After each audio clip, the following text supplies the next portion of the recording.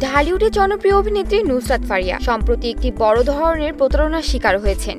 তার নাম এবং ছবি ব্যবহার করে কেউ একটি ভুয়া ফেসবুক প্রোফাইল খুলেছে। সেই প্রোফাইল থেকে মানুষকে মেসেজ পাঠিয়ে টাকা চাওয়া হচ্ছে। আর এই বিষয়টি নিজেই জানিয়েছেন ফারিয়া।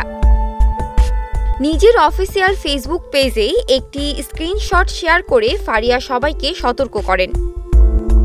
তিনি স্পষ্ট জানান এই প্রোফাইলের সঙ্গে তার কোনো সম্পর্ক নেই এবং এটি সম্পূর্ণ ভুয়া।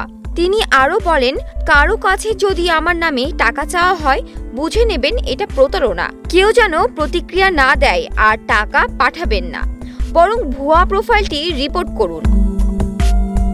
তিনি ভক্ত ও অনুসারীদের প্রতি অনুরোধ জানিয়েছেন, কেউ যেন এইসব ভুয়া পোস্টে ভুলবশত বিশ্বাস না করেন এবং প্রতারণার শিকার না হন। উল্লেখ্য, এই ধরনের ঘটনা এবারই প্রথম নয়।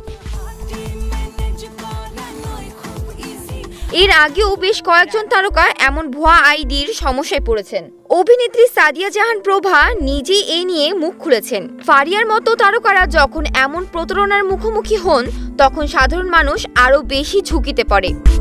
তাই সোশ্যাল মিডিয়ায় কোনো সন্দেহজনক মেসেজ বা প্রোফাইল দেখলে আগে যাচাই করুন, তারপর ব্যবস্থা নিন। জান্নাতুল ফেরদৌস, শতাব্দী, সুখবর।